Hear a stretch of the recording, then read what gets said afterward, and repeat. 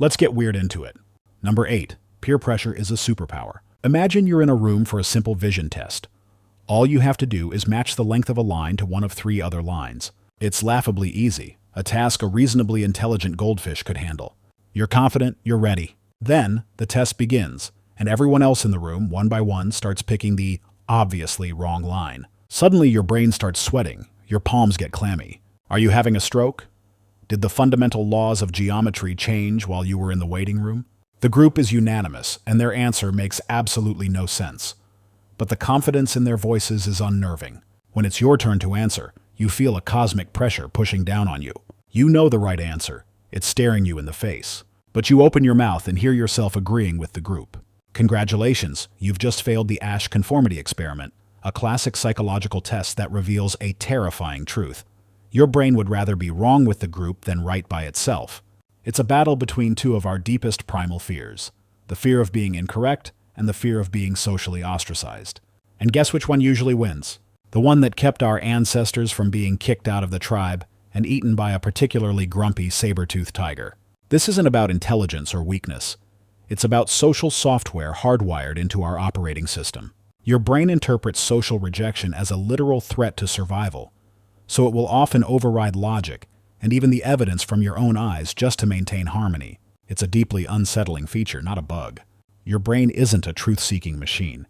It's a high-strung social manager trying desperately not to get uninvited from the next mammoth hunt. Number 7. The awkward silence of emergencies. You're walking down a busy street and you see someone clutch their chest and collapse. What do? The heroic part of your brain screams, "Help them, perform CPR, call an ambulance." But another, quieter, and frankly more influential part of your brain is nervously scanning the crowd. "Wait," it whispers. "No one else is moving. Are we sure this is an emergency? Maybe it's performance art. I don't want to be the guy who tackles a street performer." This crippling social paralysis is known as the bystander effect. The more people who are present during an emergency, the less likely it is that any single one of them will intervene. It's not because people are secretly heartless monsters who enjoy watching chaos unfold. It's because our brains are cowards that are terrified of social miscalculation. There are 2 things at play here. First is the diffusion of responsibility. With a crowd around, your brain assumes someone else will take charge.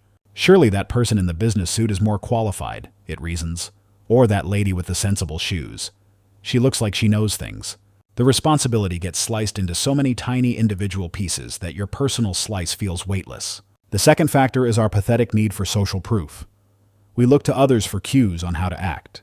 If everyone else is just standing there with a look of mild concern, our brain interprets the situation as not a real emergency. It's a feedback loop of inaction. One person hesitates, so the next person hesitates, and soon you have a circle of people collectively pretending they don't see a person turning blue on the pavement.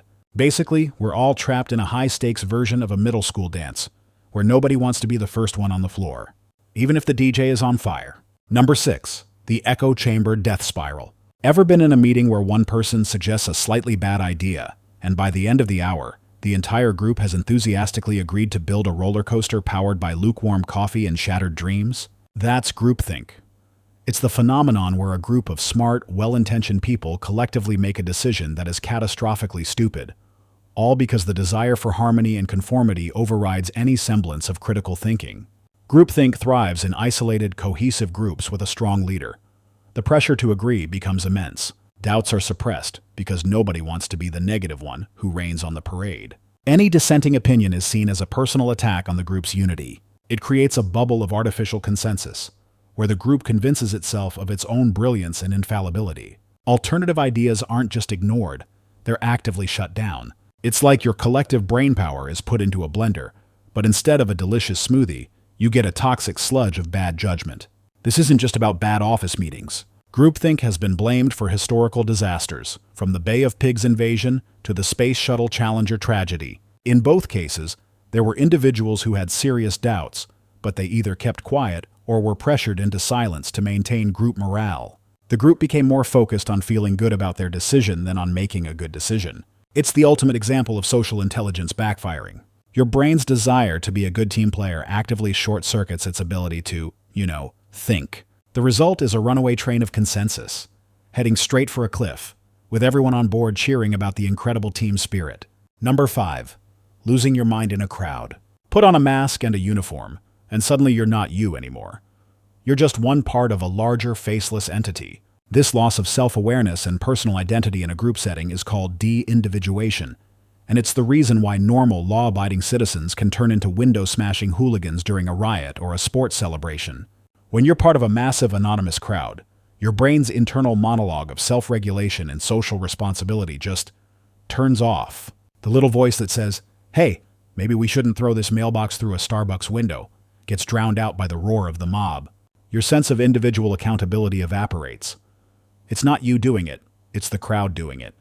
You're just along for the ride. This feeling of anonymity is intoxicatingly liberating. All the social rules and moral constraints that normally govern your behavior are suspended. The infamous Stanford prison experiment is the poster child for this effect.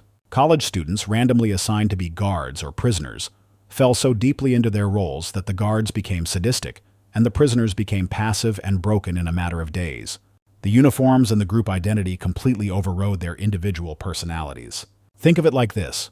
Your personal identity is a software program running in your brain. De-individuation is when that program crashes, and your brain reverts to a more primitive, impulsive, and less accountable operating system. It's why online comment sections can be such a cesspool of human awfulness. Anonymity is the internet's uniform, and it turns otherwise reasonable people into rage-fueled goblins. You're not Bob from accounting anymore. You're just another faceless avatar in the howling digital mob. Number 4. My team good, your team stupid. Why do sports fans who live hundreds of miles away from a city talk about a team of millionaires they've never met using the word we? As in, we really need to work on our defense this season. It's because of our brain's deep, primal, and frankly ridiculous need to belong to an in-group. And the moment an in-group is formed, the brain automatically creates an out-group to despise. This is in-group, out-group bias. It's a mental shortcut that allows us to quickly categorize the world into us and them. Us is great. We're smart, talented, and morally upstanding. Them, on the other hand, are a bunch of incompetent, untrustworthy simpletons. This isn't a conscious choice. It's an ancient survival mechanism. Back in the caveman days, quickly identifying who was part of your tribe and who was a potential threat was a matter of life and death. The problem is, our brains are still running this outdated caveman software in a world of political parties, company departments, and rival high schools. The criteria for forming these groups can be completely arbitrary. In one famous experiment, researchers divided boys into 2 groups based on their preference for a particular painter. Within minutes, the boys were showing favoritism to their own group and hostility toward the other. They literally started hating each other over abstract art. This bias makes us view members of our own group as unique individuals, while we see members of the out-group as a monolithic, homogeneous blob. It's a cognitive error that fuels everything from harmless sports rivalries to the most horrific prejudices in human history. Your brain is hardwired to pick a team, and once it does, it will bend reality to make sure your team is always the best, even if your team is Team Klee and you're not even sure who Klee is. Number 3. The responsibility hot potato. Imagine an office kitchen. There's a single dirty coffee mug in the sink. The first person sees it and thinks, "Hey, I'll get it later." The 10th person sees it and thinks, "Who are these savages I work with?" The 100th person sees it and thinks, "This mug is now a protected historical landmark and a monument to human apathy." This is diffusion of responsibility in its natural habitat. It's the little brother of the bystander effect. While the bystander effect applies to emergencies, diffusion of responsibility is the everyday low-stakes version that explains why group projects are a nightmare and why that shared public space is always a mess. The core principle is the same. When a task is shared among a group of people, the individual sense of responsibility plummets. Your brain plays a sneaky game of psychological hot potato with the task. It's not my sole responsibility, it argues, so someone else will probably handle it. The larger the group, the more people you can mentally pass the potato to. Everyone assumes someone else will step up, and as a result, no one does. It's a paradox where a collective responsibility becomes nobody's responsibility. This is why one person living alone will keep their apartment clean, but a dorm room with 5 roommates often looks like it was hit by a garbage tornado. It's not that everyone suddenly became a slob. It's that the mental burden of "I should clean this" has been diluted by a factor of 5. Each person feels only 1/5 of the guilt, which is apparently not enough to motivate anyone to pick up a sponge. It's a mathematical failure of human motivation, proving that when it comes to chores, your brain is terrible at fractions. Number 2. The shocking truth about authority. Most of us like to think we're good people. We believe that if a man in a lab coat told us to inflict excruciating pain on a complete stranger, we'd say no and walk out. Well, psychologist Stanley Milgram decided to put that to the test in the 1960s, and the results are one of the most disturbing revelations in the history of psychology. Participants were told they were part of a learning experiment. They were the teacher, and an actor in another room was the learner. Every time the learner got a question wrong, the teacher had to deliver an electric shock, with the voltage increasing each time. The shock generator had labels ranging from slight shock to danger severe shock, and finally an ominous XXX. As the voltage increased, the actor would scream, complain of a heart condition, and eventually fall silent. If the teacher hesitated, the experimenter in the lab coat would calmly say, "Please continue," or "The experiment requires that you continue." What percentage of people do you think went all the way to the maximum, potentially lethal shock? A few sadistic outliers? Try 2/3. Nearly 65% of ordinary people, just like you, were willing to administer what they believed were fatal electric shocks to an innocent person, simply because a figure of authority told them to. This isn't about people being evil. It's about the terrifying power of perceived authority to override our moral compass. The lab coat, the scientific setting, the calm and confident tone of the experimenter. It all created a social context where obedience felt like the correct and necessary action. The participants weren't happy about it. They were sweating, trembling, and protesting. But they kept flipping the switches. The Milgram experiment reveals that the line between a decent person and an agent of terror isn't a thick, fortified wall. It's a flimsy, permeable membrane that can be breached with a clipboard and a firm tone of voice. Number 1. From maybe to burn it down. Have you ever joined an online group for a mild interest, like a particular TV show or a hobby, only to find that within a few weeks, the discussion has become incredibly intense and extreme? That's group polarization. It's the tendency for groups to make decisions that are more extreme than the initial inclination of their members. Here's how it works. You get a bunch of people who are all leaning slightly in the same direction on an issue. Maybe they all think a certain movie was pretty good.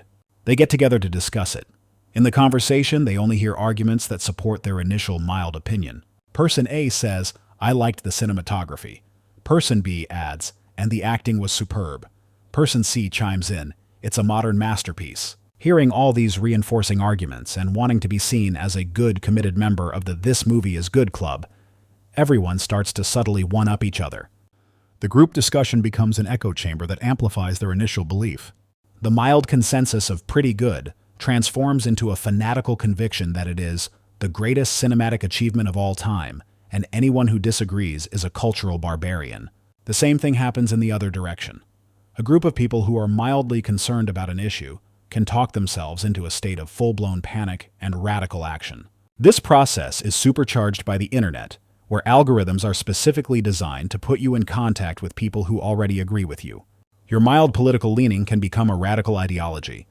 Your casual hobby can become an all-consuming obsession. Group polarization takes a room full of individuals with nuanced opinions and turns them into a unified mob with a single, extreme, and unshakable belief. It's the reason a casual chat about pineapple on pizza can somehow escalate into a declaration of war. That's all for today. I'll be making similar videos in the future. Subscribe to see them.